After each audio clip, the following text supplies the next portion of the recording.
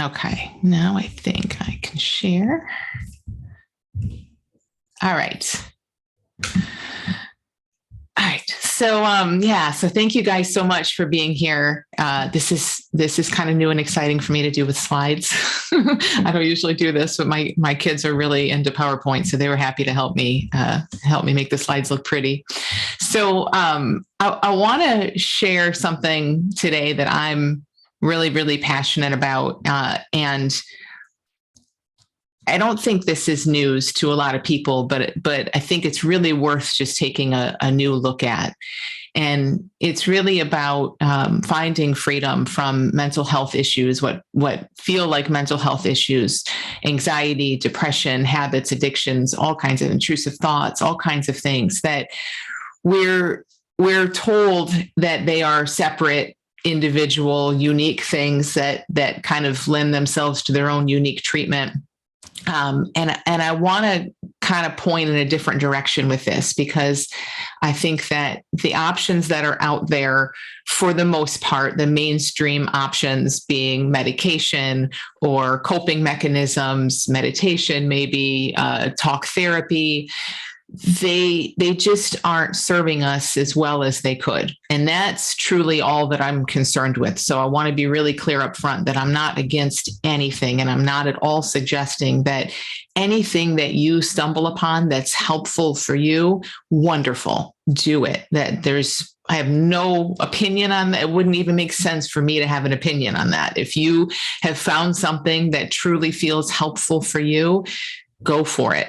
I just think that for many, many, many people out there, our mainstream options aren't so hot, and they're not only not working for us as well as they could. The system in which they're being delivered is pretty broken. And so I talk with people all the time who are on 6-month plus waiting lists just to see a counselor that their insurance will cover and things along those lines. So I think we have a lot of issues that we need to deal with. And just what I want to share today is an alternative to that. So again, no problem with anything that's helpful or that works. And I'm never telling you what you should do. I just know there are issues, and I know that there are really, really great alternatives.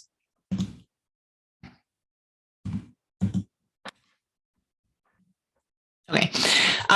So as you may know, the medical model is kind of the basis for a lot of our traditional psychology today.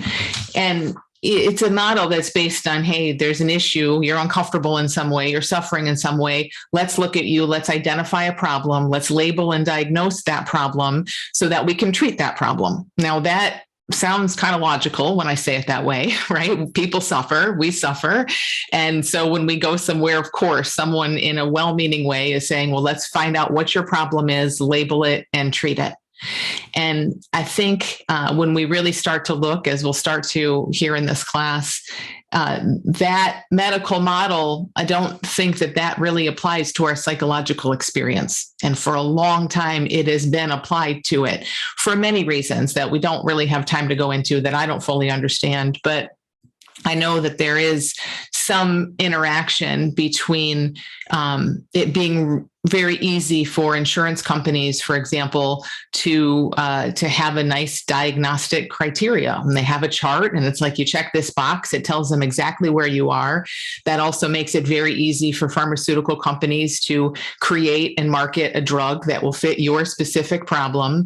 And it just gets to be a system that runs somewhat smoothly. But is it a system that's helpful for us? Is it a system that's rooted in how a human being works? First of all, that's the most important, right? Like, is this even reflective of how our human psychology and how our experience works? And is it benefiting people? And I would say that it absolutely is not benefiting people as much as it could be. When you look for a problem, you're going to find problems. And that's true for all of us all the time. If we're going to someone saying, I'm suffering, I'm hurting, I need help, and their job is to look and identify and label issues, for sure they will find them. And then, as we'll see, that leads to a big chain of a lot of not so great events. So a big part of this is the over medication of people. And the stats that I have here are for the United States, but I don't know the exact numbers for other places in the world, but I'm pretty sure that the trends are similar and comparable. So here in the US, anyway, almost 1 in 4 Americans take a prescription for a mental health issue. It's much, much higher that take prescriptions overall. But specifically for a mental health issue, it's almost 1 in 4. And that number has gone up 20% in the last year. It went up a whole lot when we hit 2020, but for the last 20 years, really since the mid 80s, since Prozac came out, and especially in the last 20 years or so, it's just been steadily increasing. So a lot of people are on medication for mental health issues. And 57% of Americans with a mental health issue are being treated solely by medication, meaning they aren't talking about their issue. They aren't looking at it in a new way. They aren't getting any kind of emotional support. They are only at this point taking a medication and hoping that that just kind of does the trick. So again, I'm not saying at all that medication is bad or wrong at all. I think for sure there is a time and place for it. And I think we would probably all agree that ideally it can be something that can get you over a hump.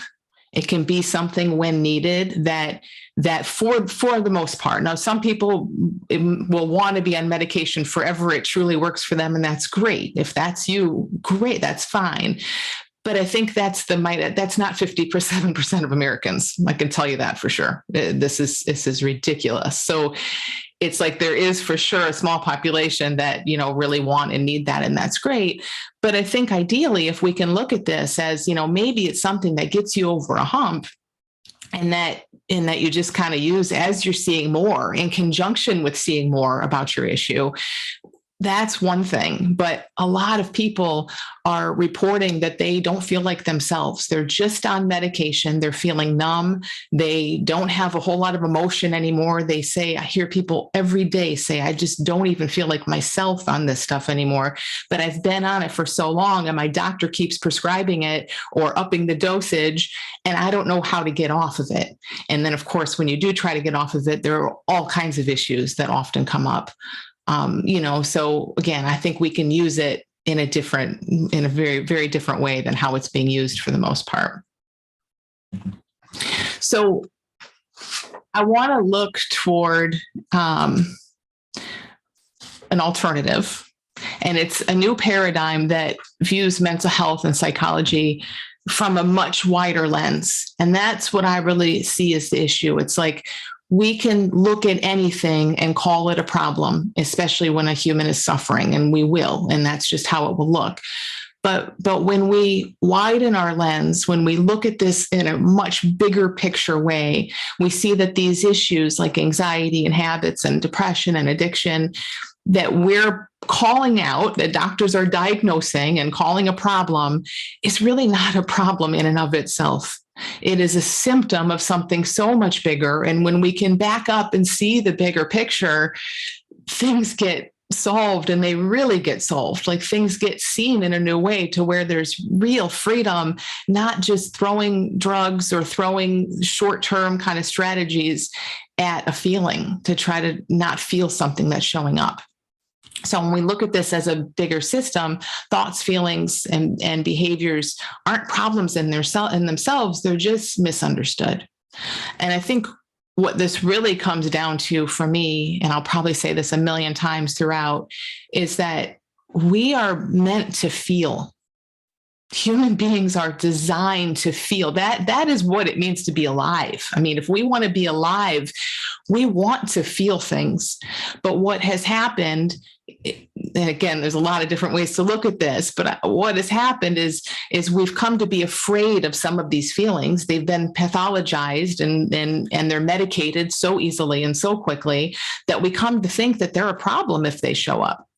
And when we think a feeling is a problem when it shows up, naturally, we're going to fear and resist it. And when we fear and resist it, naturally, it's going to grow and it's going to feel like a problem. So I'll talk about that in a lot of different ways, but that's the basic cycle. We don't like our feelings. We've been told, yeah, these are wrong. They're unhealthy. You're right to not like that. Someone will write us a prescription for it very easily. We fear it and resist it, and it ends up growing and coming back even more. And so it's not an issue. The solution is really in a bigger understanding.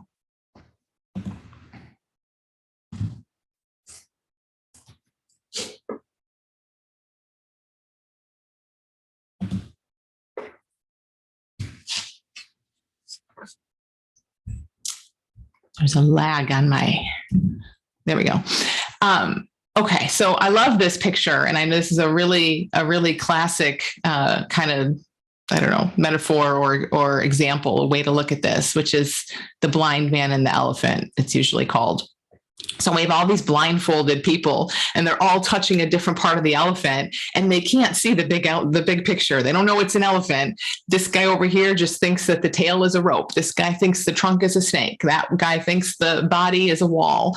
And from that blindfolded, zoomed in, hyper-focused position, they're going to do what makes absolute sense. If that looks like a rope or a snake or a wall, they're going to treat it accordingly. And this to me really speaks about what's happening is we see, a panic attack. I mean, even the phrase panic attack, that sounds bad. That sounds like a problem. I am me, and panic is attacking me, and I need to do something about it. This should not be happening, is what's all built into and inherent in that. I'm being attacked by a feeling. Please give me something to make it stop. Understandably, I have taken medication for panic attacks. So understandably, yes, when you are in that misunderstanding and you don't know better, of course you're going to turn to that. And that's what everyone is standing by, very happy to oblige. But you can see how, we're going to start to see more and more how it's just a case of us being blindfolded with our little corner of the elephant. So again, anxiety, even panic, is not a problem, but it builds into panic attacks and chronic panic attacks and anxiety disorders and all of this when we're blindfolded and all we can see is that it's a problem, and we keep resisting and fearing, and that just keeps the cycle going. A great example that's really easy to see when we look at this image is of habits and addictions. So it's so easy to look at your eating issue or drinking issue or whatever and say, wow, this is a major problem. The drinking itself is the problem. And yes, obviously, it's going to create problems in your life. But that's us being blindfolded with one little corner of the elephant. And now we're just trying to figure out what's wrong with me, that I have this drinking issue and I need to fix it, and anything I can to just not drink. And it just keeps us so hyper-focused and zoomed in, and we're not seeing the big picture at all. So if we back up a little bit, zoom out a little bit so we can see this whole elephant, we start to see this new paradigm. And there's so much I could say here, and so not enough time to say much, but I'll just say, like, the essence of it, I think what it's really essentially rooted in is that everything we experience is safe. It is what's happening. There is no should or shouldn't about it. It is what's happening. And it's actually perfectly logical when we can see it in the broader context. So when you back up and you see the whole elephant, it makes perfect sense why the tail felt like a rope or whatever it felt like. But you need to see that bigger picture. The essence of this new paradigm is that no experience and no individual is broken or wrong. And that is really, and again, I know there are a lot of traditional psychologists that are doing amazing work that know this, but are still kind of working from a medical model. But this is really where these new alternatives diverge from everything else that's out there. You cannot be broken, and nothing you experience is wrong. And that's really kind of the polar opposite of, okay, step into my office, let's diagnose you with something and then treat it. I mean, it's completely different. So we're looking at the fact that depression and anxiety and habits, they're all safe, and they're just offering helpful feedback. And we'll talk about that a little bit more. And again, we don't want them. I know that no matter how much you see and how at peace you are, no one wants to feel anxiety and depression and habits and addictions, of course. But the question is just, are we open to seeing these in a bigger way rather than treating them in a more old school way that treats them as if they're a problem that just must be stopped, period. If it's like this behavior must stop, or this feeling or thought must stop, period, end of story, it's going to so severely limit what we're able to do and ultimately what we see about it. Okay, so let's walk through a few. I'll do this kind of quickly. Three major, what I see is kind of misunderstandings between the old paradigm or the old model and the new paradigm. So the old paradigm says that some psychological experience is healthy while others is not healthy or disordered. And, some stuff shouldn't be happening, basically. And I think that's what a mind loves. A mind loves a good right or wrong. A mind loves a good classification system. Like, is this good? Is this bad?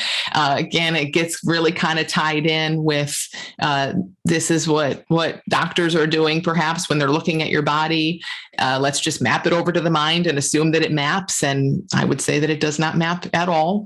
It ties in with how insurance companies and pharmaceutical companies work. So it starts to get really comfortable in this nice little classification system. But I hope you can kind of get a sense for how black and white this truly is.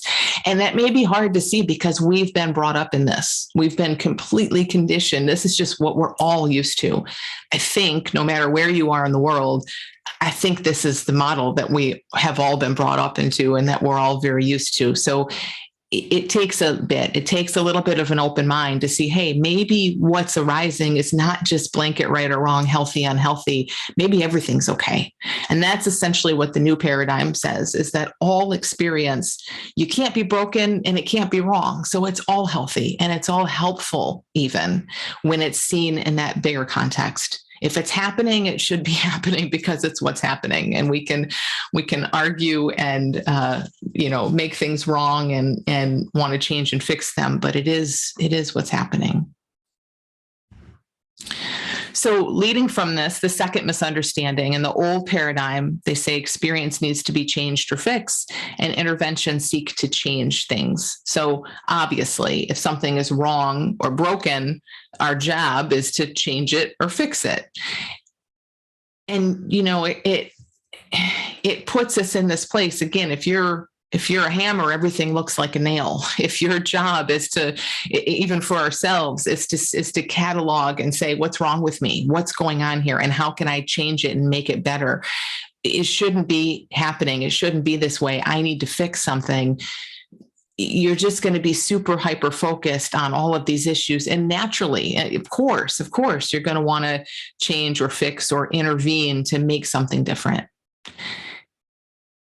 And the new paradigm sees that experience is always changing on its own. It isn't broken or wrong. It's just what's arising inherently in and of itself. All feelings are safe. All feelings are healthy. They're what's meant to be happening. They aren't going to hurt you. And they're constantly changing on their own. So interventions are not about, let's dive in and make this be different. It's not manipulative in that way. It's not like, here's a problem, we need to make this stop. It's about understanding and ultimately allowing and feeling. So when we back up and we see the whole elephant here, we start to see, wow, what I'm feeling, what's going on for me, really, honestly, no matter how severe it is, you may not love it. And a lot of that is because of all of this conditioning. We've been taught to fear our experience. So you have whatever preferences you have, but it is safe and it is logical and it makes perfect sense. And we are designed to feel, not to cherry pick the feelings we're okay with. Like, I'm okay with this end of the spectrum, but come over here and no, I'm not okay with that. So I need a drug to numb me so I don't feel that. And that's truly what's happening when 57% of people with a mental health issue are only on medication for that issue, and the medication is making them feel not like themselves and numb and like they can't really even have insights and see things in a bigger way, we're just making the problem worse and worse and worse. And again, it makes sense that we are based on the old paradigm thinking, but what if everything is safe? Everything is okay. We just have been seeing it in a narrow way, and it all changes on its own. So the third one, suffering comes from what's happening inside. So our thoughts and feelings, what we think of as inside, or what we think of as outside, our circumstances, our relationships, our job, outside stress, all of that. Therefore, the way to end suffering is to change our experience. And that, again, that's lots of old school life coaching, lots of traditional therapy that is all about changing your circumstance, either your external circumstance or changing your thoughts and feelings. And clearly that's what medication is designed to do. Let's just make this feeling change. The new paradigm says that suffering does not come from experience itself. It comes from identifying with experience. So probably most of you here can see, yeah, okay, my job isn't making me depressed, or it's not making me anxious. You might see that, but you still might think, and I just say this because this is the path most of us go through. Okay, fine, my thoughts are making me anxious, and my feelings and my fear of my feelings are making me anxious, but they need to end. So these thoughts and feelings, they need to stop now. And it's really even bigger than that. You know, what if they don't even have to change because they aren't wrong? They aren't wrong. They're just misunderstood. So ultimately what I see is it's about our misunderstanding. And it's about when stuff arises, thought arises, we get so misidentified with it. We've been taught to hone in on the content of our thoughts, and certain feelings are right and wrong and better and worse and all of that. And we just get in a tangle, and we start to feel so like kind of one with our experience. We think that is us, and we can't see anything around it. And so when we work with people in this new paradigm, we start to back up. Again, that's the blindfolded elephant. This is bad. This is wrong. How do I change it? We start to take that blindfold off and back up, and we see a bigger picture.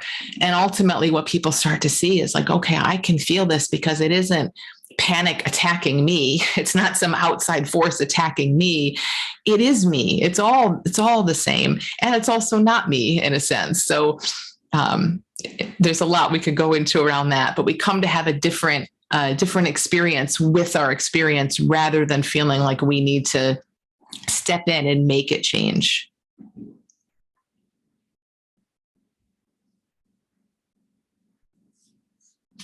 So I want to go through a couple examples, 3 examples of issues: anxiety, habits and addictions, and intrusive thoughts, suicidal thoughts, and show you in the next few slides how these things look in the old paradigm and how they can start to look in the new paradigm. So with the red arrows on the left is the old paradigm. So this really starts with when anxious thoughts, let's say, anxious thoughts feel like a problem. When we start with, oh my gosh, I'm feeling this energy and I can't handle this. I can't feel this. And we do feel that way with it. I mean, we do feel that way. Our human experience is huge. It's huge and it's strong, and it can feel like, I mean, we just live in the feeling of it. It comes to life in a gigantic way. So there's that, there's the energy of anxiety, of what we call anxiety and what we call depression and what we call cravings and urges and all of that. There's some big energy there. And there's also that big energy. That big energy is 100% safe. There's big energy in everything. There's big energy in joy too. There's big energy in excitement and all kinds of things that we have no real problem with. But we've been so kind of conditioned and taught, and just within ourselves and all of this, we kind of come to see, okay, this is a big energy that shouldn't be here. This is anxiety. I know what anxiety is. All my friends are on medication for it. It's out of control right now, like all the stuff. And I'm not suggesting that we think that consciously at all. But again, growing up, as we all did in this medical model of our psychology, where things are right and wrong, healthy and unhealthy. And we all know that we could go to a doctor and have a prescription written to make this feeling go away in a second. It really starts to build up a misunderstanding about it. So this starts on the left with, I think just the fact that anxiety is so medicated these days, but either way, we're feeling this energy and we think this is a harmful energy happening to me and I can't handle it. And that leads to more fear and resistance. And anytime we fear and resist, and they're one and the same. If we fear our experience, there's resistance built in. How can there not be? They're really one and the same. So we fear this energy that's arising. That leads us to resist. There's resistance built into that. And what does that do to anxiety? Well, obviously, it makes it a heck of a lot worse. So now it's not just some energy moving through. Now it's some energy trying to move through with all of this fear and anxiety. It's like holding a beach ball underwater. There's all this extra energy of resistance added to it. It gets to be so bad and so uncomfortable, and we start to fear it so much. We fear, well, when will this happen again? And then, of course, any little glimmer of a little anxious energy, and here comes the cycle again, the fear and resistance, that instantly heightens it. We start worrying about it happening again. And this is, people say anxiety is basically fear of fear. That's all it is. It's a safe, totally healthy, when we see it in the bigger picture, totally normal feeling that is just feared and resisted. And so in our desperation, we'll do anything to just make it go away. And I was here for sure, no longer interested, if I ever was, in seeing it in a bigger way. Like maybe I'll do that down the road, but right now I just need this gone. And I think understandably, again, that's where a lot of people are with these things. So we get something that numbs us, maybe numbs the experience.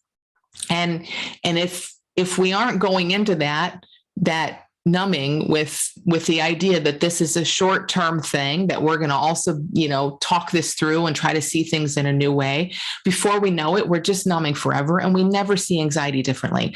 And by the way, many of you probably know that even when you're on anti-anxiety medication, you still feel stuff. So you're still going to feel anxiety. And that keeps this cycle going even more, because it's like, oh, I'm on drugs to not feel this. Why is it here? I'm feeling it. And it just keeps it going.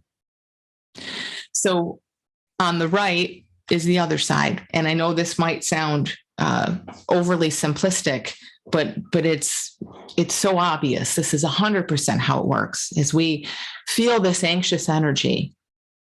And we come to deeply know that all experience is safe. No matter what the old paradigm says, no matter how many treatments there are for it, it is safe. We can feel it.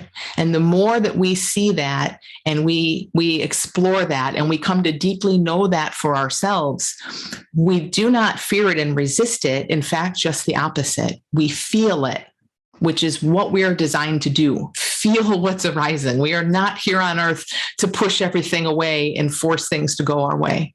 We're not here for one little corner, one little end of the scale. We're here to feel it all. And we do feel it. And we do feel it in a way that is really kind of beautiful when we aren't afraid of it. So if you're afraid of anxiety and you see that it says lean in, not away, that might create some anxiety. Totally understandable. But it's our bigger understanding of this. It's when we see that it's safe, we know that it's safe, we naturally lean in. Why wouldn't we? So lean in, not away, is not a strategy. That's not a therapeutic technique. It is what naturally happens as we see that this energy is safe. And as we lean in and not away, what do we see? When it's not being resisted, it changes like that. It really, truly does. You know this because you can look at this with happiness.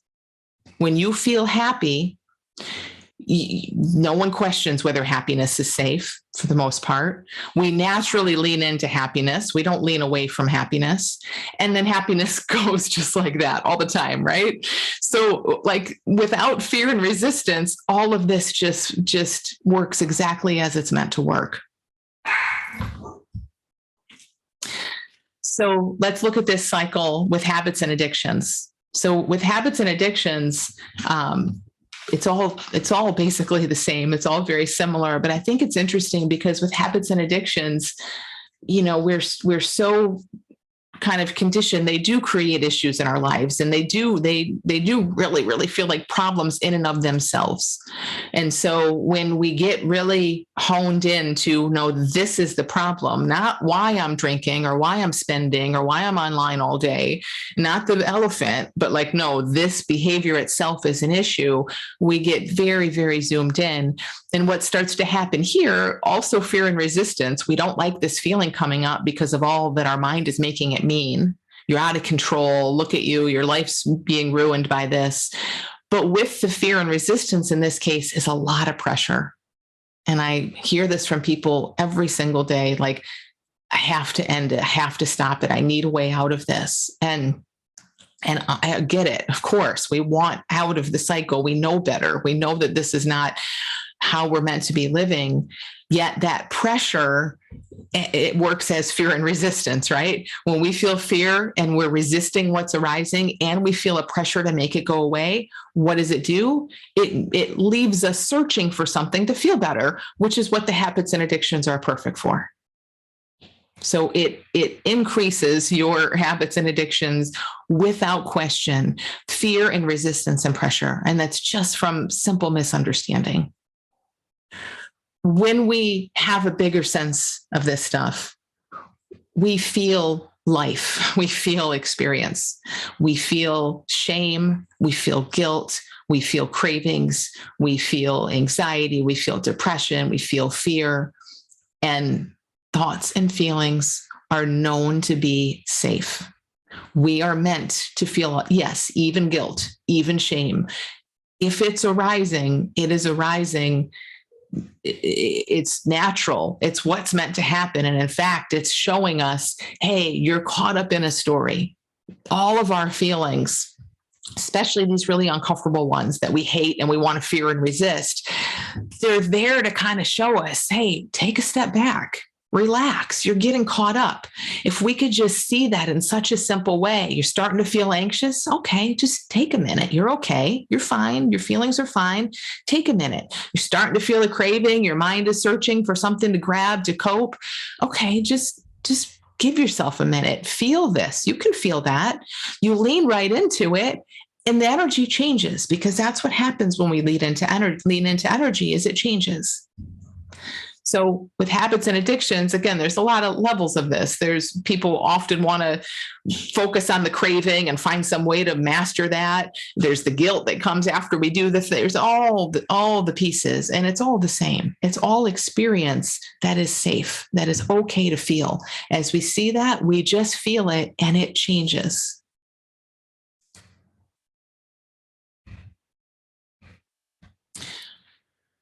So for this last one, I lumped a few things together because I want to make it really clear that these are all the same, essentially.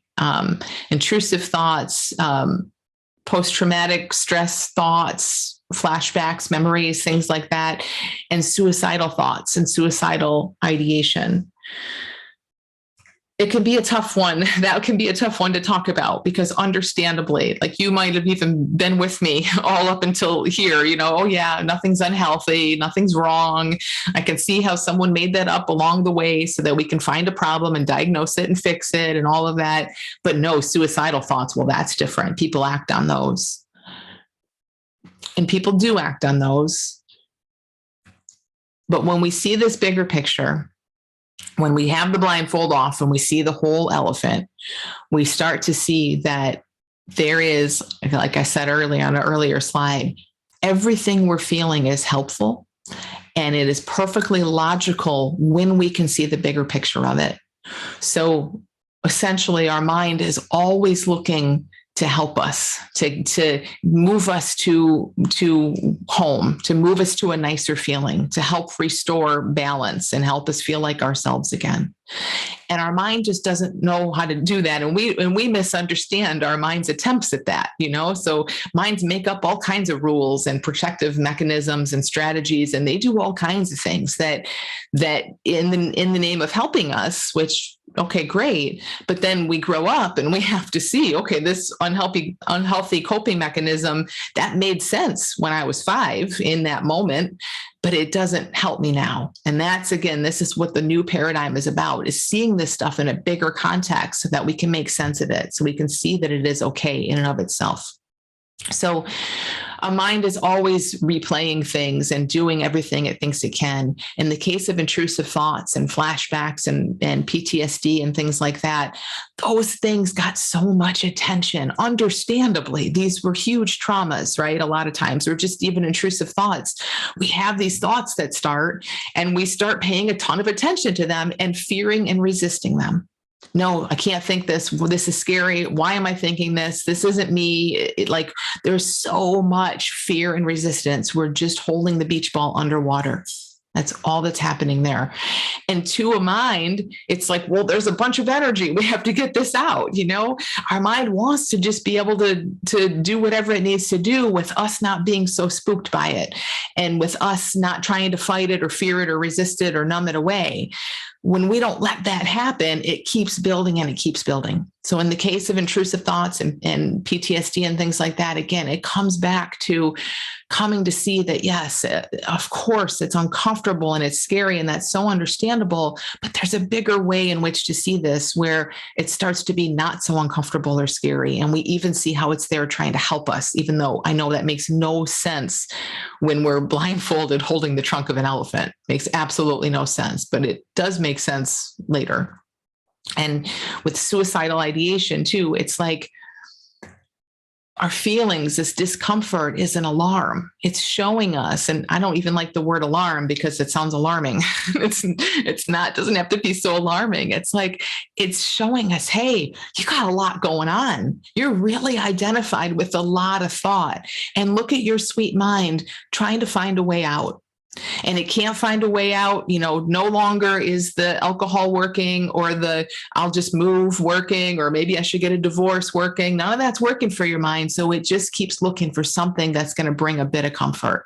And sometimes the only thing it can see is for you to not exist. And this is what a mind does when we're feeling super overwhelmed. And yes, of course, it's an alarm, right? So I'm not at all saying ignore that alarm, but let's see it in a bigger picture. We also don't need to be terrified of the alarm, because when we're terrified of the alarm, we fear it and we resist it, and then it comes back stronger, and then it just looks like more and more of a problem. So when we come to feel and allow all of this and any of this, it looks different. And again, as we're leaning into this stuff and it's looking different, it's not just about the energy changing, which it will. In that is where we see new things. I mean, I can't tell you how often I'm hearing from people who are saying like, wow, I had this horrible panic attack that I hadn't had in a while, and I really leaned into it. And at the end of it, I saw something more clearly. I saw more deeply. I came away from that because I was able to be in it, reminded, oh yeah, my experience is safe. So it's like with the orange arrows on the right, it's not just about this energy changing. That's what medication's trying to do, is like, let's just make it go away. In that process, we grow, and it gets stronger and stronger. The more we're in any experience, the more we see, wow, I can be in this experience. And by the way, I can be in any experience. We have insights about ourselves. We see things about our lives. Sometimes that leads us to go make a change in our life or in a relationship. That's amazing.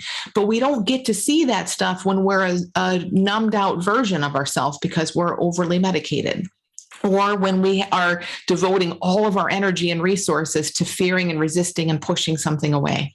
That takes up so many resources. We cannot see new things. So all of these issues are essentially the same. I mean, anxiety, intrusive thoughts, habits, depression. I could have put 20 more on there, and they're all the same. And diagnosing and medicating and trying to eradicate them, it's just an issue of the blind man and the elephant, where we're just so focused on what's happening and that we don't like it and that we cannot see the bigger picture in it. And as I've said many times, I know it all comes back to fear and resistance. When we see that experience is safe, and that means we see it in a much bigger way through a much wider lens, fear and resistance drop. And when there is no resistance, there is no issue. There is no problem. Again, you will feel depressed in your life. You will feel anxious in your life. You will have fear in your life. Those are not problems. It's resisting those feelings and using all our energy to fight against them that leads to chronic depression and chronic anxiety, and then attempts to cope with that. That's where it starts to go off the rails. And understandably, we look to medication when we get to that point, but we don't have to. We can see this in a much bigger way. So, I know sometimes there's some resistance to this, because people love what's evidence-based. And there's some research that shows, all these therapies and all of the stuff that's been going on in the last few decades, especially. There's a lot of research, by the way, that shows that almost every mental health issue is helped as well, if not better, by even traditional talk therapy, which is not what we're talking about here, versus medication. So there's research on that too. But anyway, there's a lot of, sometimes there can be like, okay, I sort of hear what you're saying, but I grew up in this, and everybody and everyone I respect and all my doctors and everybody's in this medical model way of seeing things. And just to remind you with some really horrible images, we've had a lot of paradigm shifts, especially in psychology, a lot. And in a really short period of time, we've gone from bloodletting to, they used to induce comas to hope that would stir things up. That was as recently as the 1930s, to shock therapy, which is still done today, to lobotomies, which were done as recently as the 1950s.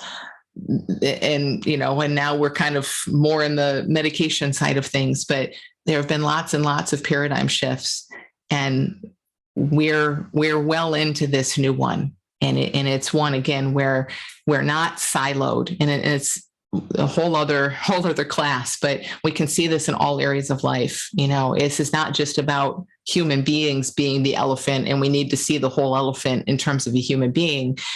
Everything is this bigger elephant. How we interact with our environment and with the world and everything. We have just seen everything so me, human being focused, and we've cut off everything else. And it just keeps creating more and more issues. And again, the broken mental health system is just evidence of that. If this stuff worked, it'd be a different story. If it actually helped people long-term, it'd be a different story, but it doesn't.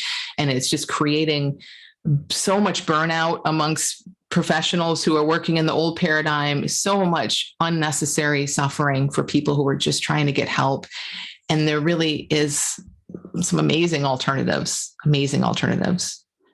So I'm going to talk a little more about those alternatives, but I'm going to turn it over. I asked two people to be with us who have been through some of this traditional route treatment and now have studied the new paradigm. And I would love for them to just share for a couple minutes each, if they would, about some of their experience. Okay, so let's see. Sylvan, do you want to go first? You might have to unmute yourself. Sure. Hi, everybody.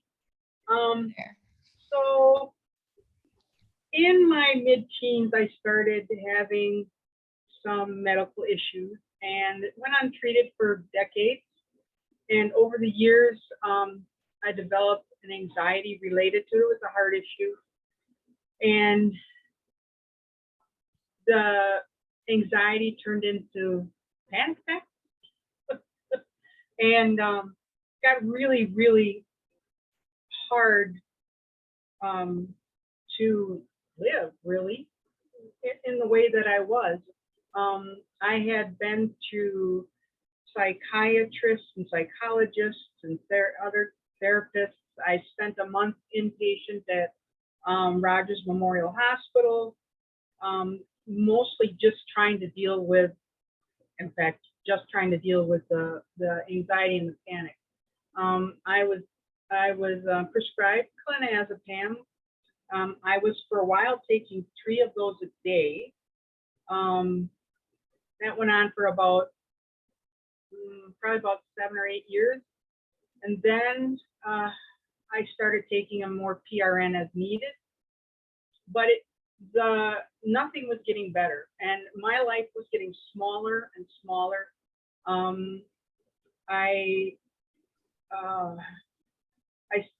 You start trying to figure out, okay, what's causing this? Where's the why? And so I would have one like at a play. Okay, I can't go to plays anymore. I would have one in the grocery store. Well, I can't go to the grocery store while I was driving. Well, now I can't drive. I was driving over the road, long haul driving for quite a few years, and then I had to stop doing that. Then it got to where I couldn't even drive 30 or 40 miles away from my home on my own. So everything was just getting really constricted. And I came across through an acquaintance who knows why, suggested I check out Amy Johnson. And so, again, who knows why, but I did, because it's usually not my thing. And it was, not exaggerating at all, it was life-changing. I haven't taken a clonazepam in probably 10 months now. I see things in a completely and totally different way. I'm just a couple weekends ago, I made about a 340, 350 mile trip solo. And it's all because I don't see the panic, because I do still get anxiety and that still rises up, but I don't resist it. I look at it and I kind of name it, and then let the experience happen. And generally, instead of going on for hours and sometimes days, and I've actually had panic that went on for over a week, it passes relatively quickly. And I was even having panic attacks that were causing, what do they call it? Transient global amnesia, where I would actually lose time. Thank God that hasn't happened for a long time. But so I know from personal experience that this understanding is a game changer. It is, I was becoming so despondent and my life was getting so small and I really couldn't see what the point was. And now I don't know, it might seem a little bit dramatic to say it's kind of like a born again thing, but it really is. I feel like I'm getting back to my old self, and I'm doing things, hiking and kayaking and biking and all the things that I had walked away from because they were causing my problems. Anyways, that's about all I got. I love that. Thank you so much. Like, I love how you still sometimes feel anxious. That's not what life, like, I can't see how we think we're going to go through life just chopping off certain feelings and never feeling them again. But this is what sounds like freedom. It's like, yeah, stuff's going to arise, but you know what? I can feel it. Yep. It doesn't have to be. And I'm not saying that it doesn't like make my eyebrows go up once in a while, because it doesn't feel comfortable. Yeah. But it doesn't get to the point of terror anymore like it used to, because I see that it is just a feeling like any of the other feelings that I have. I don't like it, but it is what it is. But it happens. It's I could see how my panic had actually become a habit. It was my way of, it's like my body would get, or my brain would have a thought, and my body would respond with panic. It was really, when I saw that, it was really crazy. And like, so I could be watching a medical show about somebody having a heart attack, and I would say, "Oh, they're having a heart attack," and I would have a panic attack. It's like Yeah. when I could start to see those things happening, it really was, sometimes was kind of amusing in a weird sort of way. Yeah, you see just the nonsensical nature of it. Like you just kind of see, oh yeah, there's just a cause and effect thing happening here. I don't have to be so afraid of that. Yeah. Awesome. Thank you so much for sharing. Sure. That's great. So helpful. Dave, do you want to share some of your experience? Yes, of course, only if you help me along here. Hello, everyone. I'm grateful to be here. I want to show you something kind of funny. I've been in the promotional products business industry for about 25 years. This is a stress ball. Isn't it great? Oh, it's anyway, that's an inside joke, I guess.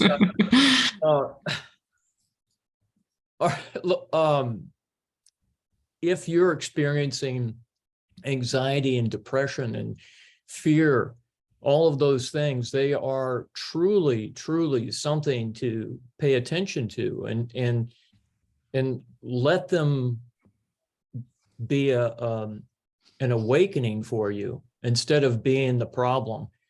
So please stay in this conversation, because it is truly life-changing. There's no way around that. But Amy, tell me how I can help. Well, yeah, share how it was for you. So you had a lot of years of, we joke, major depression. You didn't just have depression, but Dave was always told he has major depression. So how did that look? Like you've talked about it looking like this monster within you, like you just were major depression and you couldn't get away with it. And I know you were on a lot of medications as well. How did that look for you kind of at that time?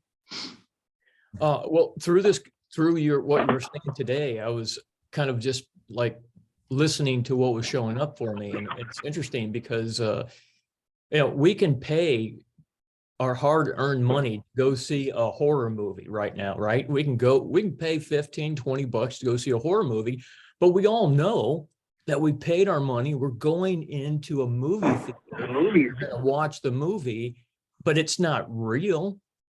But for me, it was going into that movie theater and then forgetting the fact that it's not real, and then identifying with that horror movie as who I was.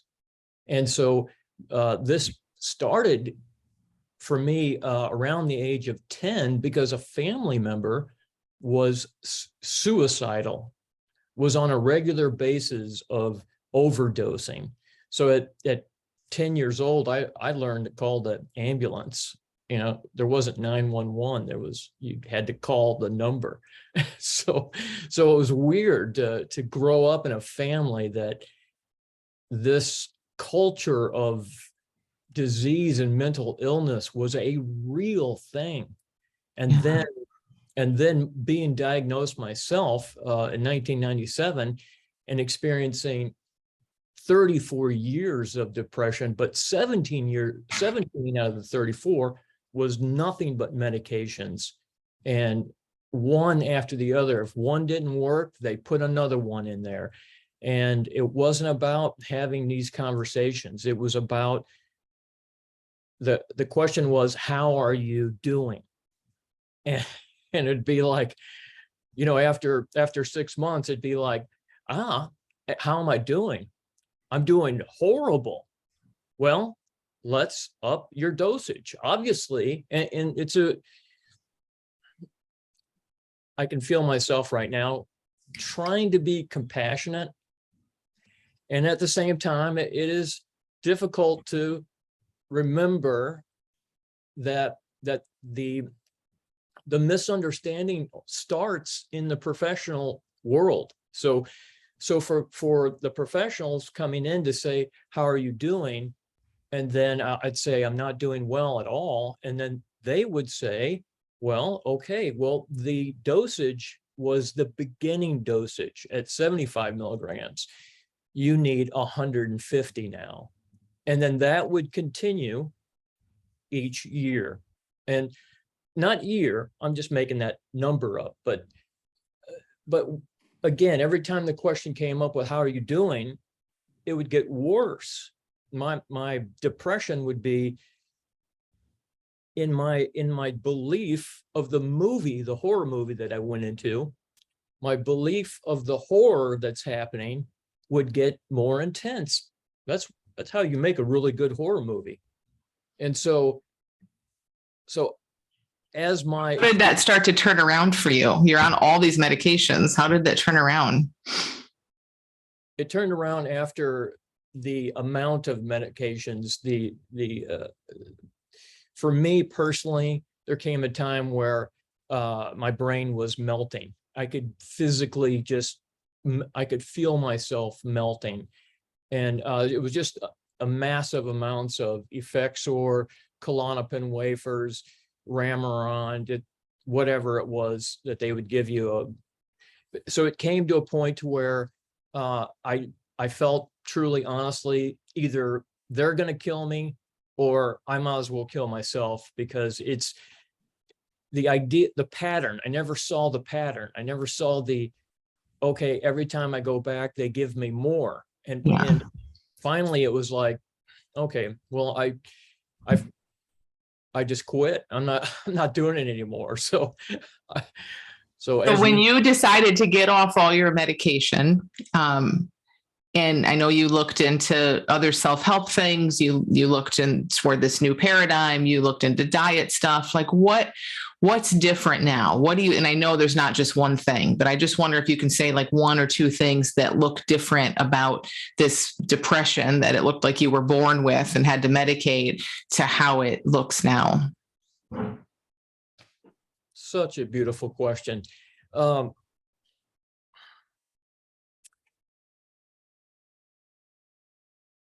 metaphor, which I hope you've all heard of, the river, was very, very powerful for me. Well, first off, hearing Amy say that you're not broken, that was huge for me. That was enormous, because no one ever said that, because the system doesn't run on you not being broken. The system runs on you being broken. You are broken if you're in the system. But for someone to come along and say you're not broken, you're experiencing your thinking. And then when the thinking builds up, when there's a lot of thinking, you experience a thought storm. And you feel the experience of all of those thoughts rushing in at 1,000,000 miles per second, like a freight train. You experience that. But that doesn't mean that's your identity. That's just an experience of something. Yeah. So we can, instead of being depressed or being in major depression, which I was, now the depression moves through me. And it's like, oh my God, to watch it go by is like just breathtaking. That's awesome. That's perfect. I love that. I mean, it really is. I love how you describe in Sylvan as well. Like we get so identified with these labels and these feelings and when we kind of have an expectation, we just see more evidence of it all over the place and everyone's confirming it, and then just to be able to have that little bit of space where it's like depression can arise, anxiety can arise, and it just doesn't have to be such an issue. It just doesn't, we can just see it in a new way. And truly, as we lean into it and we're not so afraid of it, it just runs its course. I think that's such a great way to say it that you're both sharing. I want to add one thing, and that is there's a story that's being played out there, and you may hear it from coworkers or friends or families. You may hear a story that talks about you, and let's be really curious about that. I mean, really curious about how could another person know me? And then let's take that curiosity even a step further. And when my mind starts coming up with stories about how I'm going to be homeless, there's another part of me, the energy or whatever, that steps back and sees the blind guy touching the elephant who's called Dave. And all of a sudden this story shows up in me that says something about me. Be really curious about that too. Be curious about what other people talk about you, but really be curious about what shows up from within you, a story. Yeah. Thank you. Thanks so much, Dave. Awesome. Love you. Let me see if I can go back to my slides. There's just another slide or two left. I know we're at time, so if you have to leave, feel free. But I'll just want to take a couple more minutes, and I'm happy to take some questions. I can go over a little bit. So again, if you have to leave, this is all recorded. You can watch the end later and see some of the questions. But I just want to wrap this up by kind of saying kind of what we're leading to, that there is an alternative, and I see it work amazingly well all the time. These are just two stories of that. Many people do, but you do what feels right to you. But it's really powerful to have alternatives, because just this mainstream system of medication or old talk therapy that takes 6 months or more to get an appointment to see is just not working for a lot of people. So with coaching, and in particular change coaching, and Dave and Sylvan are both change coaches, it is such a different world. It's like we are seeing the whole elephant. We're seeing this much bigger picture of things. And many coaches, do this work because they've been there. So these two do this work. They both wanted to support people and talk with people because they've been there, which is not the case for a lot of therapists, So it's like you get to just be with someone, present focused, looking to the root of the issue, not just swatting a symptom away, who's in most cases been through this themselves. It's incredibly flexible and easy compared to this crazy system of insurance that we're in. You can do private sessions with coaches. There are classes, which I'll talk about in a sec. But a lot of it's done virtually. So you don't need to only find people in your area. Most coaches do not work through insurance. So it's a much simpler process that's based on finding the best match for you, rather than here are the 3 people that take your insurance in your area.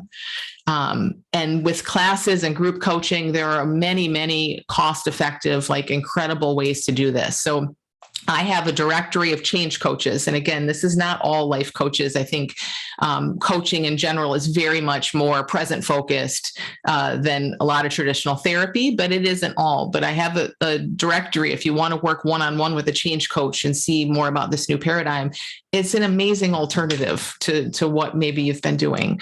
My school, the Little School of Big Change, many of you know, it's a 6-week course that has people from all over the world. And we're going deep into this new paradigm. We're looking at helping you really kind of come to see for yourself, wow, this is safe. My experience is safe. Because I know when I go over it quickly in a 1-hour class, it's like something might resonate and you might sort of see it and you might resonate with their stories, but it isn't a truth for you until it's a truth for you. But what I'll say about that is it doesn't take that much for it to be a truth to you. We come together, we look at this, we explore it, we see it in your life, and you really see, holy moly, that is actually true. I really am okay. I really don't have to fear every little twinge and every little bit of energy that moves through me. So in the Little School of Big Change, it's a 6-week course. It's helped thousands of people with anxiety and all kinds of habits. The best part about it for me is there's a community going through this together. And to see something about this new paradigm, you don't need to go talk to a PhD or a psychiatrist or anything like that. We just need to be around people that have seen this. We need to just be around people, be in this exploration, and people learn from each other. So it's not like I do lead it and I'm there coaching and supporting people, but I'm not the leader in that regard at all. We are all equal. And many people in that course have seen amazing things and they share it with each other. And that's why I think a course, again, if private coaching is great for you and people do both in conjunction, whatever works, but a community like this is incredible. After the 6-week course, there's an ongoing community where we're in there coaching people constantly, and it's $39 a month. So when we look at even just insurance, I know insurance feels like a big thing, like, oh, this is covered by my insurance. It's only $40 a session with my copay or whatever. A course like this is going to be the price of a couple sessions with a therapist, 2-3 sessions with a therapist. And it looks in a completely different direction. I mean, I fell into that trap, and it might just be me. I don't like to spend money. I fell into that trap for a long time with, I have a $40 copay. I'm just going to stick with this person for 6 months. Before I knew it, 6 months of a $40 copay that was getting me nowhere. I could have done a course with a bunch of people from all over that looks in a totally different direction, and actually really, truly been helped. So if that's where you are, I'm open to any questions and always open to talk with anyone more about any of this. But that's just the thinking I know for me too, that I just stayed kind of stuck in. It's like, well, they're professionals and they know, and this is how it's done, and my insurance covers it. And we just have to each look for ourselves. If you are not getting the support you need, there are other options. And that's what I mostly hope that you saw in this, that there are other places to look.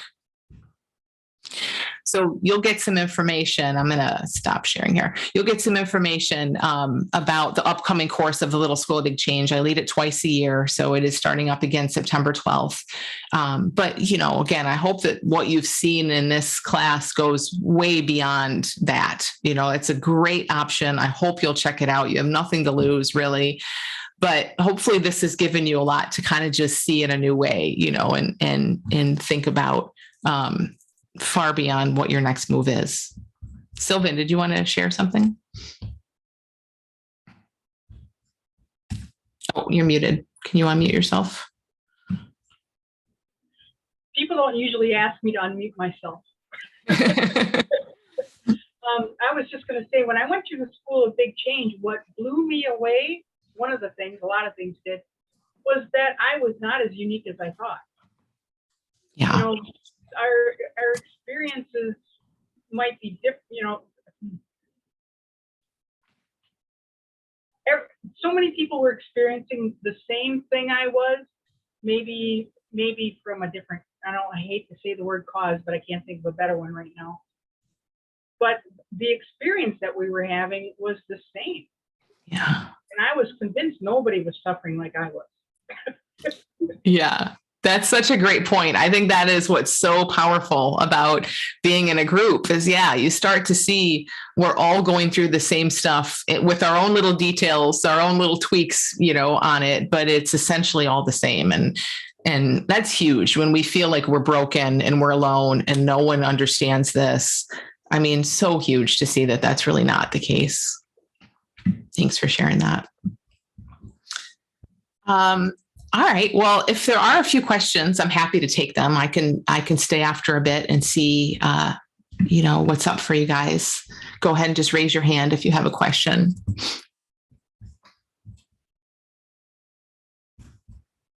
Yetta.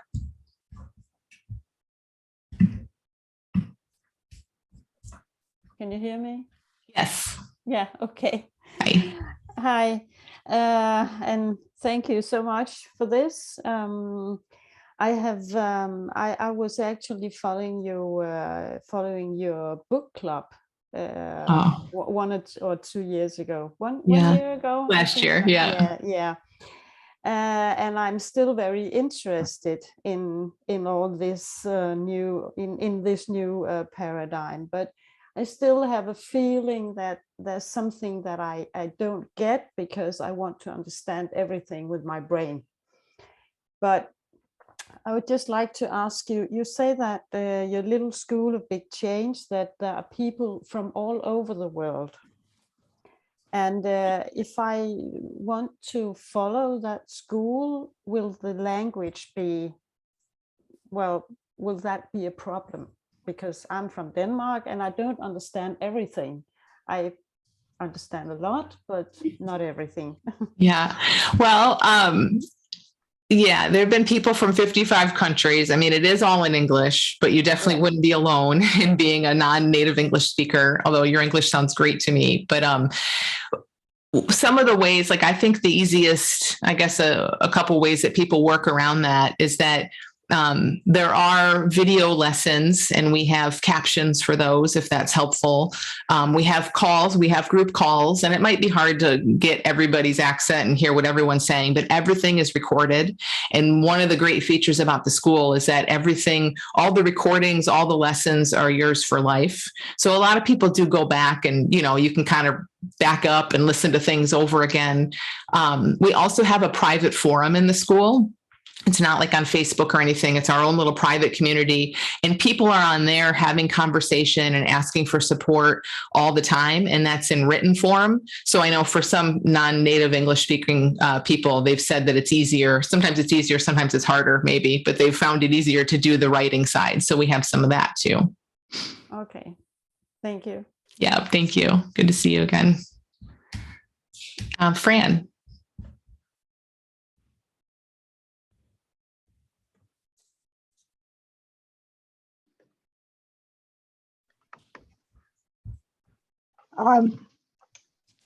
I really appreciate your work, your Thank you. body of work. And I've started going through the podcast from the beginning. And I also am keeping up with the latest, but I'm doing the beginning. Yeah. And I have a very close friend, and every time she's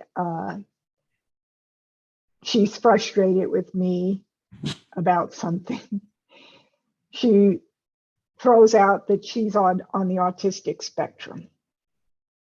And I try and say that we're, anyway, I was kind of interested in Sylvan's comment about how she happened to hear about you and things like that, and how to introduce my friend on the autistic spectrum to think about seeing if you can help her. Yeah, it's a great question, and it could be a little tricky because sometimes people can take it the wrong way if you try to suggest that she needs help in some way. Who knows how that's always tricky for all of us with anyone. I think this might be my bias, but I think what's so helpful here is, again, and you know this, and you can maybe let your friend know this, that everything we're exploring here is coming from a place of everything is valid. And so she's not, see, like with her autism, she might, people sometimes cling to that a little bit and say, well, life's harder for me because of this. And that is their experience for sure. So we don't want to take that away from anyone. It's just to see that in any part of life where we are struggling, there's just a little bit more that we can see around that. So I would probably present it in a way that it's like, maybe, you see what works for her, but maybe not something that's personal or that's like designed to kind of help her or anything like that she might take offense to, but really that we're just looking at a really groundbreaking, like, new paradigm that makes anything in life for anyone, has the potential to make anything for anyone in life so much easier, whether it's being on the spectrum or depression or, anything. I don't know if that helps or how that would go. I would trust your own judgment and how you present it and what you say. Maybe if you do it, she'll want to do it with you. But yeah, you can assure her that you're not trying to fix her, and I won't try to fix her, that it's just kind of looking at a new direction. Thank you. Yeah, thank you. Thanks for listening to the podcast. Ratio. Hi, Amy. How are Hi. you? Good. How are you? Fine. I'm here from Argentina, so we are not all of us from USA, and I am one of those could not speak and understand everything, but I really understand a lot, and that's huge for me. I want to ask you a question, Amy, because you said something that was very interesting to me. I used to learn the inside out paradigm, but in your misunderstanding number 3, you said that suffering comes from, in the old paradigm, they think suffering comes from what's happening inside or outside. Yeah. The thing it's inside. I thought that, well, that's a new paradigm. You think your thoughts and you feel your thoughts. Yeah. But now it seems like you are going a little more next step. Yeah. And you said that's not the point. The point is identification with the experience. Could you please go deeper in that point? Yeah, it's a great question, and an advanced question, a good thing to pick up on. And you're right; it's just a little different. So, like, we do feel our thoughts. We feel our thoughts, right? We feel our feelings. But I think sometimes, even in saying that, there's this natural tendency that's sort of like, okay, then I don't want to feel this. So my thoughts and feelings are kind of the issue or the problem. So it's like the feeling that we live in moment to moment is coming from thought and feeling, no question. But the point that I want to make that I think is so huge is seeing that even when this stuff is there, we can be at peace. We can be at peace with anxiety humming in the background. We can be at peace in a really, really low mood. And even with our mind saying, oh no, is that your depression? Is that your depression coming back? Even in an experience like that, we're not that experience, like there's like this way where we start to have a deeper grounding where it's like anything is allowed, even the stuff that used to feel really horrible. And so that's why I say it's like if we can know that we're so much bigger than any experience and any experience is safe, it's your mind could be telling all kinds of horrible stories. And we've all had that experience probably where we can kind of laugh at it, and other times we're completely, gripped by it. Does that help at all? I think it's like, for example, you don't pay attention or pay less attention for that feeling. Like you have a dog there shouting all the time and you don't care because you are focusing on another thing, something like that. Yes, exactly. Yeah. Thank you, Amy. Yeah. Good. Thank you. Thanks for asking. Gina. Hey, Amy. So I've been listening to your podcast, and one thing that you said that really resonated with me was to not focus on the content, but on the feeling itself. And I guess the thing I'm curious about, and this kind of goes along with Horatio's question, is, how do you let thoughts move through you without overthinking it? I guess with me personally, it's like a thought will come up, it'll grip me, and then all of a sudden I will have like the what if scenarios, all the questions I will go with it. So I guess the question I have is like when you kind of start to have those overthinking patterns, because that to me is a habit for myself. So do I just, not ignore, I guess, like, do I just focus more on the feeling than the thoughts that are coming in? Or I guess I'm just not really sure of what the, Yeah. Well, I think it's hard to figure out because there isn't anything that you really have to do.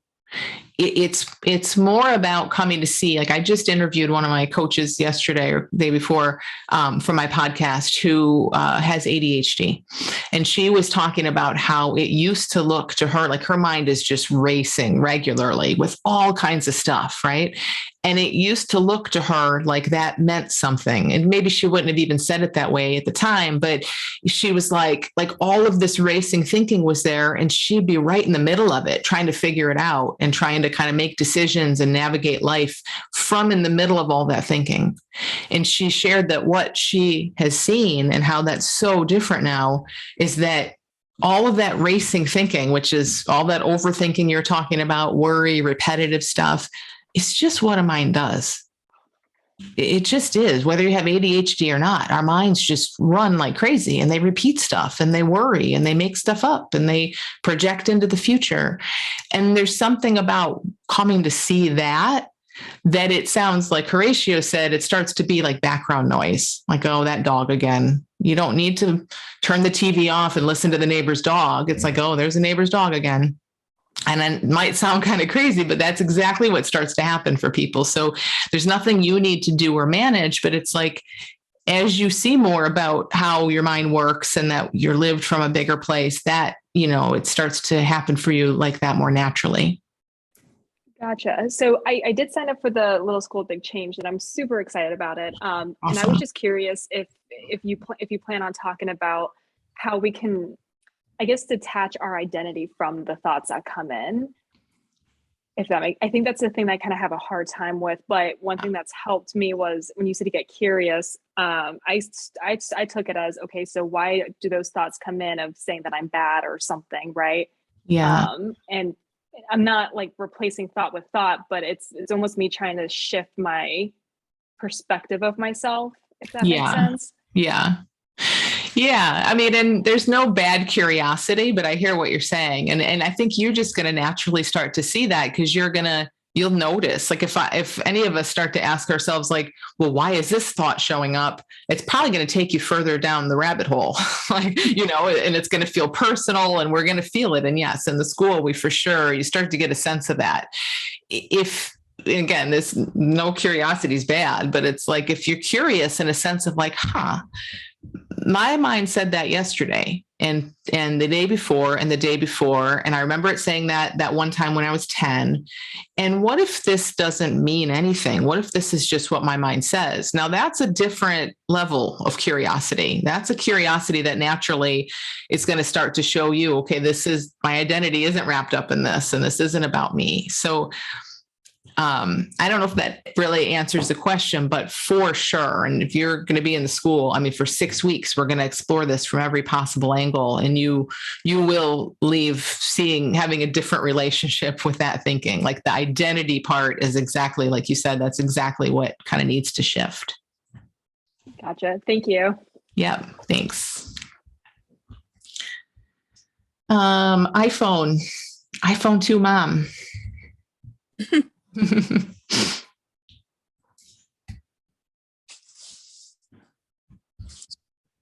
you there? Hello? Yeah. Is that my phone? Oh, that's you. I did not know my daughter set up my phone. So I know. Mine's like iPhone 15, or I don't even know what mine shows up as, but yeah. Yeah, so I didn't know that's what it showed up as. So anyways, my question is, I've been anxious my whole life. Okay. I mean, we're talking pre-5 years old, even according to my mom.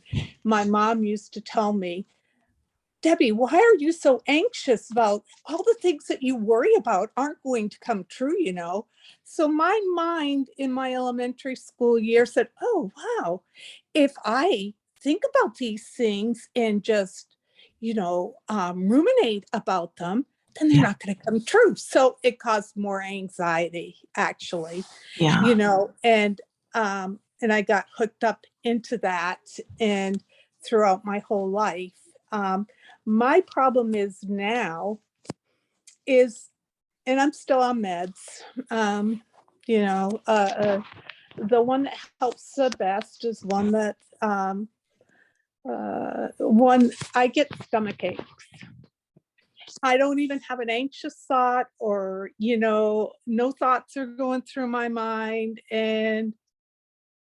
But I found out through a doctor, that it's anxiety mostly. Mm-hmm. But even though I can't name it, or I'm not even thinking anything fearful or even to resist, I'll just get a stomach ache. And the only thing that seems to have relieved it at some point is Xanax. And I take it as needed. And there could be days go by and I not have one. And I don't know if that's because it doesn't mean that I'm not anxious. It's just that I don't know if I'm leaning into on those days, I'm leaning into the anxiety and I can express it. Yeah. Or if it's something else. I did have almost 10 years ago, I did have a major episode in which I actually almost died from a ruptured esophagus. And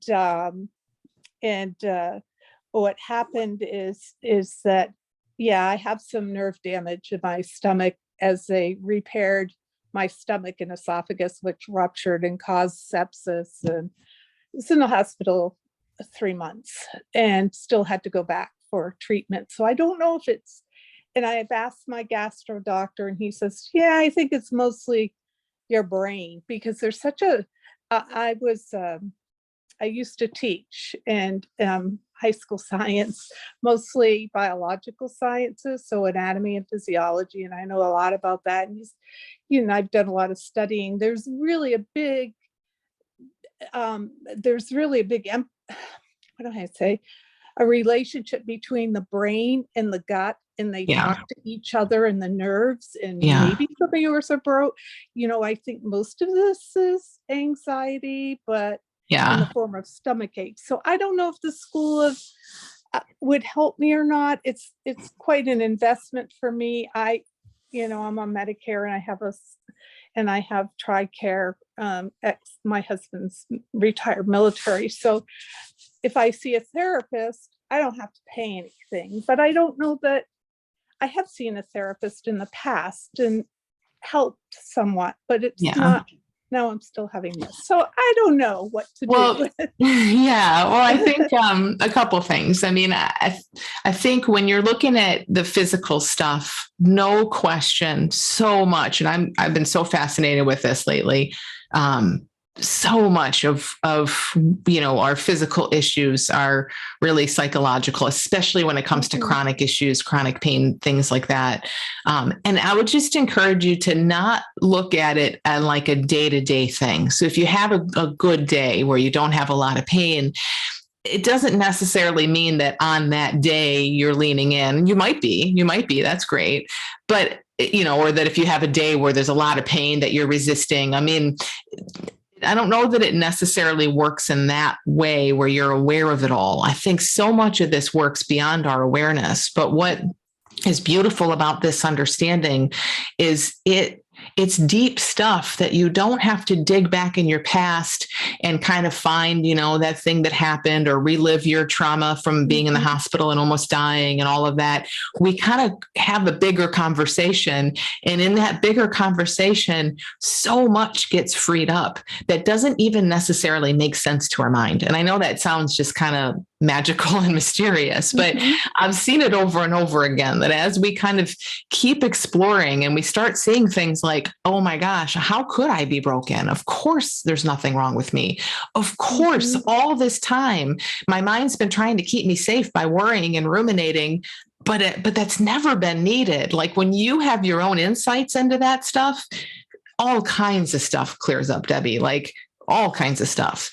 And it's hard, it's hard to predict exactly how and when and all of that, but I think it's really worth, just being in this conversation and checking it out. And if you reach out to support, we have all kinds of payment plans and different things. So I don't want that to be an issue for you. So if that's the only thing in your way, just make sure to let us know. Okay. And I just lost my train of thought. I was going to ask if because I'm into I want to make sure that, I'm going to get help, that it will help. And I'm just wondering if the Little School of Big Change, and I've been following you for several years and I don't know why. Somebody just must have emailed me and I've been getting your emails. And then I've also gone back this past year with I've been able to go back and I finally learned how to do listen to podcasts, and I've been starting at number 1 and I'm through 29 now. So that's great. I'm starting at the bottom and going up, which has been very helpful. Yeah, that's So awesome. I'm just wondering if the school would be for me or not. Well, I mean, I'll say it's very different from the podcasts in that the podcasts are great, and starting from the beginning, like you're doing, is great. But the school is its own kind of thing that's very much been created to walk you through this bigger understanding kind of step by step, and you get a ton of support. So we're there all the time. We have 2 calls a week. Everything's recorded if you can't make it live, but we have 2 calls a week where I could literally talk with you and coach you twice a week for 6 weeks. We have our forum where people are on there all the time. So it's different in that way. I think it's awesome. I'm really grateful when people listen to the podcast, because especially like the way you're doing, I think it does a lot. But it also kind of leaves you without the conversation, without the community, without being able to ask questions and get things clarified. And I think those pieces are like huge. Hey, thank you. Thank you so much. Yeah, thanks, Debbie. Just reach out if you have any other questions or if we can kind of support you in any other way. Okay. Okay, thank you. All right. Thanks. Jack. Hi, Amy. Hi. So I have a question about the school also. So September, October, the school is running. I'm on a waiting list for therapy, and I think my therapy is going to start sort of mid-September as well. So sort of, do you think it would be counterintuitive or too much to be sort of working through some psychology stuff and then working through the school at the same time? In general, no. I mean, you kind of have to feel that out for yourself, and see how it feels for you. But I can tell you many people, are already working with therapists or are doing that at the same time as they're going through the school. And the way I think of it, I mean, the stuff that you do, I don't know anything about the therapy you'll be doing, but in general, like you just said, it's kind of working out some of the psychology. It's looking at, maybe some of the stuff in a more personal lens, which could be super helpful. And then I think the school takes a much wider lens. So they don't tend to compete. They might look in different directions, but they aren't like mutually exclusive. So the school, and people have said this often, that when they have this bigger understanding, many people have said it makes their therapy kind of more helpful, or it helps that make more sense because now they have that broader context for it. Yeah, that makes sense. Yeah. So you see how it feels for you. And the great thing about the school, again, is everything's recorded. You keep it for life. So even if you wanted to take a couple-week break, if it feels like too much, you come back to it. It's very flexible in that way. But yeah, I think if anything, it would probably help to do them together. Cool. Thanks. Yeah. Thank you. All right. Awesome questions, you guys. All right. Let's go to Dave and we'll wrap it up for today. Yeah. Let me just, for iPhone 2 mom, let me just say that for you, that I really believe in this so much, more than I've ever believed in anything else, especially depression, that it would be an honor for me to help you financially get to that point to where you would just say, oh yeah, I'm in, no problem. So if you want to talk to support or Amy, just to let you know, it would be a great honor for me to help iPhone 2 mom get into the school, because coming from 34 years of a story and then walking away from that story, from this conversation, it's priceless. Awesome. Thank you so much, Dave. I appreciate that. Thank you, Dave. Cool. Well, thank you guys so much. Again, I appreciate your questions, and I really hope that something that's been shared is helpful and kind of helps you see things in a different way. And I'd love to have you in the school in September. I think it's just like Dave said, it's really priceless. And I get how it is it is a commitment. It is a price, it does cost, and it's a time commitment. And I know sometimes that can be really hard to get our heads around. But I hope you have a sense of just how much is on offer here. It's really incredible. So thank you so much for being here, and let me know if you have any questions about anything at all. Thanks, guys.